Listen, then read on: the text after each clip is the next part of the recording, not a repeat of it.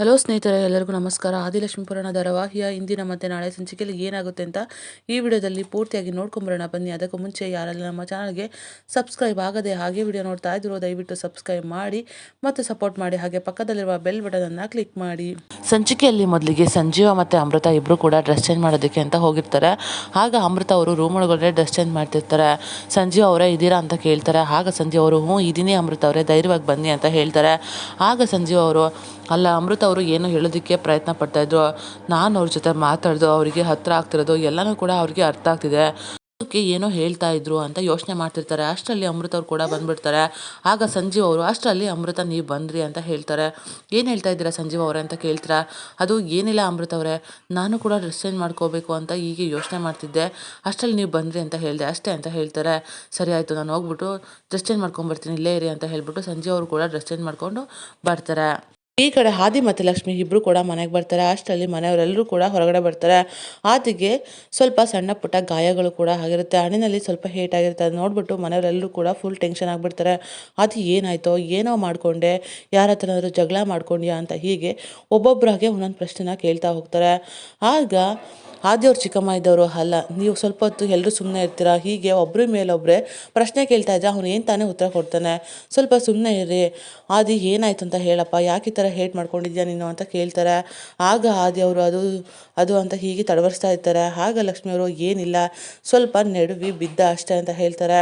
ಆಗ ಆದಿಯವರು ಲಕ್ಷ್ಮಿ ಮುಖನೇ ನೋಡ್ತಿರ್ತಾರೆ. ಆಗ ಲಕ್ಷ್ಮಿಯವರು ನೋಡು, ನಾನು ಹೇಳ್ದಂಗೆ ಹೇಳಿದ್ರೆ ಸರಿ, ಇಲ್ಲ ಅಂತಂದರೆ ಏನು ನಡೀತೋ ಎಲ್ಲ ಪೂರ್ತಿಯಾಗಿ ಡೀಟೇಲ್ ಆಗಿ ತಾತನ ಹತ್ರ ಹೇಳ್ಬಿಡ್ತೀನಿ ಅಷ್ಟೇ ಅಂತ ಹೇಳ್ಬಿಟ್ಟು ಆದಿ ಕಾಲನ್ನು ಸರಿಯಾಗಿ ತುಳಿದ್ಬಿಡ್ತಾರೆ.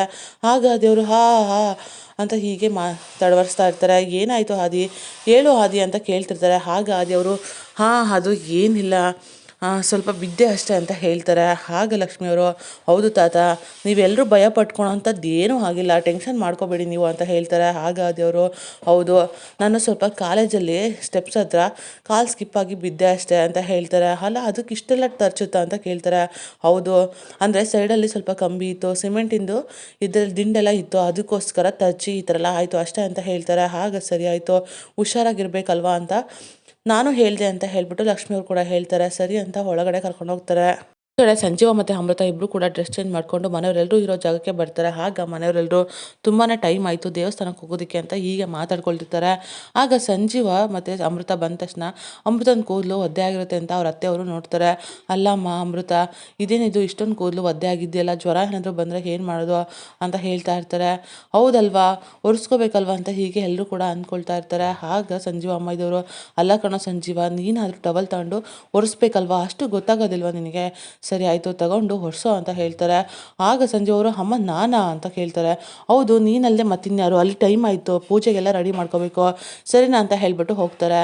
ಆಗ ಸಂಜೆಯವರು ಅತ್ತೆ ನೀವಾದರೂ ಹೊರಿಸಿ ಅಂತ ಹೇಳ್ಬಿಟ್ಟು ಕುಮುದ ಕೊಡ್ತಾರೆ. ಆಗ ಕುಮುದವರು ಅಯ್ಯೋ ಅದಕ್ಕೆ ಅಲ್ಲಿ ಒಬ್ಬರೇ ಕಷ್ಟಪಡ್ತಾರೆ, ನಾನು ಅದನ್ನೆಲ್ಲ ನೋಡೋದಕ್ಕಾಗಲ್ಲ, ನಾನು ಹೋಗಿ ಅವ್ರಿಗೆ ಸಹಾಯ ಮಾಡ್ತೀನಿ, ನೀನೇ ಹೊರ್ಸೋ ಸಂಜೀವ ಅಂತ ಹೇಳ್ಬಿಟ್ಟು ಅಲ್ಲಿಂದ ಅವರು ಕೂಡ ಹೋಗ್ತಾರೆ. ಆಗ ಚಂದ್ರಿಗೆ ಅಂತ ಹೇಳಕ್ಕೆ ಹೋಗ್ತಾರೆ. ಆಗ ಚಂದ್ರಿ ಅವರು ಕೂಡ ಅಲ್ಲಿಂದ ಹೋಗ್ಬಿಡ್ತಾರೆ.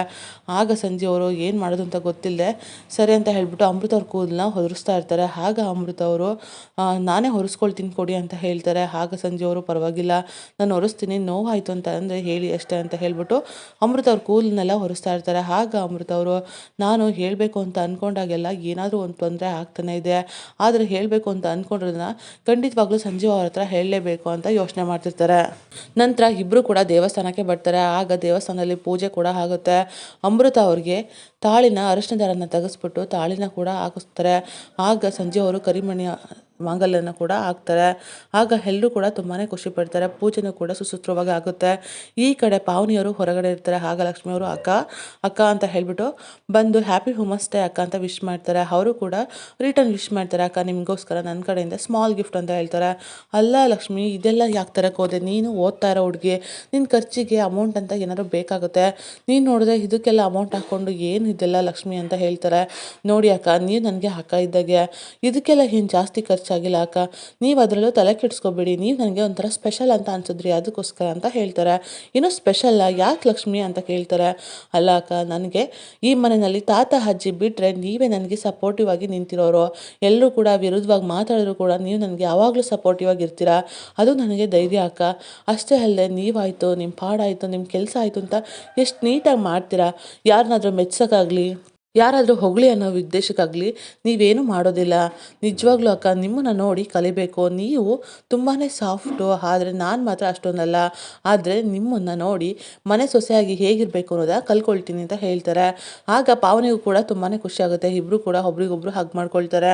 ಈ ಕಡೆ ಸಂಜೀವ ಮನೆಯವರೆಲ್ಲರೂ ಕೂಡ ಪೂಜೆ ಮುಗಿಸ್ಕೊಂಡು ಬರ್ತಾ ಇರ್ತಾರೆ. ಸಂಜೀವ್ ಅವರು ಕೂಡ ಅಲ್ಲಿ ಒಂದು ಕಡೆ ಚೇರಲ್ಲಿ ಕೂತಿರ್ತಾರೆ. ಆಗ ಅಮೃತ ಅವ್ರನ್ನ ನೋಡ್ಬಿಟ್ಟು ಅಮೃತ ಅವ್ರ ಬಗ್ಗೆನೇ ಯೋಚನೆ ಮಾಡ್ತಿರ್ತಾರೆ. ಆಗ ಅಮೃತ ಅವರು ಸಂಜೀವ್ ಅವ್ರ ಪಕ್ಕ ಬರ್ತಾರೆ.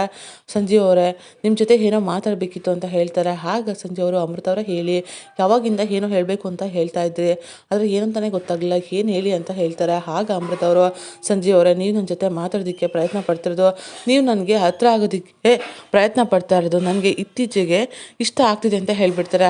ಆಗ ಸಂಜೆ ಅವ್ರಿಗೆ ತುಂಬಾ ಖುಷಿ ಆಗುತ್ತೆ. ಏನು ಹೇಳ್ತಿದ್ರಾ, ಇಷ್ಟ ಆಗ್ತಿದ್ಯಾ ನಿಮಗೆ ಅಂತ ಕೇಳ್ತಾರೆ. ಆಗ ಆದರೆ ಎದುರುಗಡೆ ಇರೋದು ಮಹೇಶ್ ಆಗಿರ್ತಾರೆ. ಸಂಜೀವ್ ಅವರು ಬರೀ ಅಮೃತವ್ರನ್ನ ನೆನಪು ಮಾಡಿಕೊಂಡು ಬರೀ ಕನಸಷ್ಟೇ ಕಂಡಿರ್ತಾರೆ. ಏನೋ ಆಯಿತು ನಿನಗೆ, ಆವಾಗಿಂದ ನಾನು ಇಲ್ಲೇ ಇದ್ದೀನಿ, ಇಷ್ಟ ಆಯಿತಾ ಅಂತ ಕೇಳ್ತಿದ್ಯಲ್ಲ, ಏನು ಹೇಳ್ತಿದ್ಯಾ ನೀನು, ಕಳ್ದೋಗ್ಬಿಟ್ಟಿಯಾ ಅಂತ ಕೇಳ್ತಾರೆ.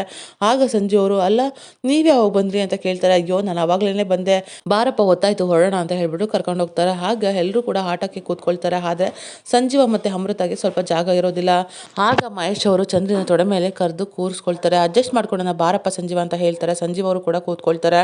ಆಗ ಅಮೃತ ಅವರು ಎಲ್ಲಿ ಕೂತ್ಕೊಳ್ಳೋದು ಅಂತ ಯೋಚನೆ ಮಾಡ್ತಿರ್ತಾರೆ. ಬಾರಮ್ಮ ಸಂಜೀವನ ತೊಡೆ ಮೇಲೆ ಕೂತ್ಕೊ ಅಂತ ಹೇಳ್ತಾರೆ. ಆಗ ಅಮೃತ ಅವರು ತೊಡೆ ಮೇಲೆ ಅಂತ ಹೇಳ್ತಾರೆ. ಆಗ ಕುಮುದವರು, ಯಾಕಮ್ಮ ನಿನ್ನ ಗಂಡನೇ ತಾನೇ, ನಿನ್ನ ಗಂಡನ ಮೇಲೆ ತೊಡೆ ಮೇಲೆ ಕೂತ್ಕೊಳ್ಳೋದಕ್ಕೆ ಏನು ಪ್ರಾಬ್ಲಮ್ಮು, ಬಾರಮ್ಮ ಸುಮ್ಮನೆ ಕೂತ್ಕೊ ಅಂತ ಹೇಳ್ತಾರೆ. ಆಗ ಅಮೃತ ಅವ್ರನ್ನ ಸಂಜೀವ್ ಅವರು ಕೂರಿಸ್ಕೊಳ್ತಾರೆ. ಪ್ರಸಾದ್ ಹೆಂಡತಿ ಅವರು ಆದಿ ಮನೆಗೆ ಬರ್ತಾರೆ.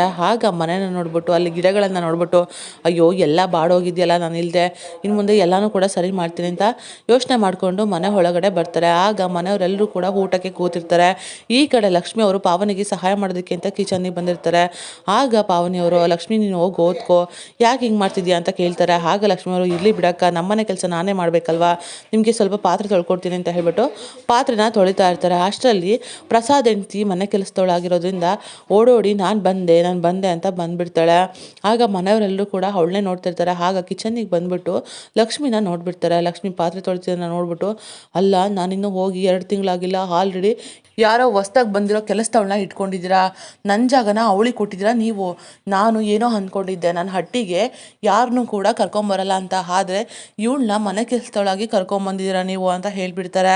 ಅಷ್ಟರಲ್ಲಿ ಪ್ರಸಾದ್ ಅವ್ರು ಕೂಡ ಬರ್ತಾರೆ. ನನ್ನ ಹೆಂಡತಿ ಬಂದಲ್ವಾ, ವಾಯ್ಸ್ ಕೇಳ್ತಲ್ವಾ ಅಂತ ಹೇಳ್ಬಿಟ್ಟು ಬರ್ತಾರೆ. ಆಗ ಲಕ್ಷ್ಮಿನ ಅವ್ರ ಹೆಂಡತಿ ಮನೆ ಕೆಲಸದವಳು ಅಂತ ಹೇಳಿದ ತಕ್ಷಣ ಪ್ರಸಾದ್ ಅವರಂತೂ ಫುಲ್ ಟೆನ್ಷನ್ ಆಗ್ಬಿಟ್ಟು ಶಾಕ್ ಆಗಿಬಿಡ್ತಾರೆ.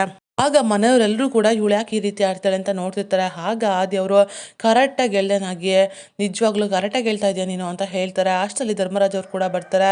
ನೋಡಮ್ಮ, ನೀನು ಅಂದ್ಕೊಂಡಿರೋದು ತಪ್ಪು, ಬಾರಮ್ಮ ಇಲ್ಲಿ ಲಕ್ಷ್ಮಿ ಅಂತ ಹೇಳ್ಬಿಟ್ಟು ಲಕ್ಷ್ಮಿನ ಕರ್ಕೊಂಡು ಪಕ್ಕದಲ್ಲಿ ನಿಲ್ಲಿಸ್ಕೊಂಡು, ಇವಳು ನಮ್ಮ ಮನೆ ಸೊಸೆ, ಅಂದರೆ ಆದಿ ಮದುವೆ ಆಗಿರೋ ಹುಡುಗಿ ಅಂತ ಹೇಳ್ಬಿಡ್ತಾರೆ. ಆಗ ಪ್ರಸಾದ್ ಹೆಂಡತಿ ಫುಲ್ ಶಾಕ್ ಆಗಿಬಿಡ್ತಾರೆ. ನೋಡಮ್ಮ, ನೀನು ಈ ರೀತಿ ತಪ್ಪಾಗಿ ಅರ್ಥ ಮಾಡ್ಕೊಂಡಿದ್ಯಾ, ಅದನ್ನು ಸರಿಯಾಗಿ ತಿಳ್ಕೊಬೇಕು, ಸರಿನಾ ಅಂತ ಹೇಳ್ಬಿಟ್ಟು ಇಡೀ ಊರೇ ಮೆಚ್ಚೋ ಹಾಗೆ ನಾನು ರಿಸೆಪ್ಷನ್ ಮಾಡ್ತೀನಿ, ನಡೆಯುತ್ತೆ ಅಂತ ಹೇಳ್ಬಿಡ್ತಾರೆ. ಆಗ ಎಲ್ಲರೂ ಕೂಡ ಫುಲ್ ಶಾಕ್ ಆಗ್ತಾರೆ. ಆಗ ಆದಿಯವರಂತೂ ನನ್ನ ಮದುವೆ ಆಗಿರೋ ವಿಷಯ ಎಲ್ರಿಗೂ ಗೊತ್ತಾಗುತ್ತಲ್ಲ ಅಂತ ಫುಲ್ ಟೆನ್ಷನ್ ಆಗಿಬಿಡ್ತಾರೆ. ಇದಾಗಿತ್ತು ಈ ಸಂಚಿಕೆ. ನಮ್ಮ ವಿಡಿಯೋ ನಿಮಗೆ ಇಷ್ಟ ಆಗಿದ್ದಲ್ಲಿ ಒಂದು ಲೈಕ್ ಮಾಡಿ, ಮುಂದಿನ ವಿಡಿಯೋಗಳಿಗಾಗಿ ನಮ್ಮ ಚಾನಲನ್ನು ಸಬ್ಸ್ಕ್ರೈಬ್ ಮಾಡಿ ಮತ್ತು ಸಪೋರ್ಟ್ ಮಾಡಿ. Thank you.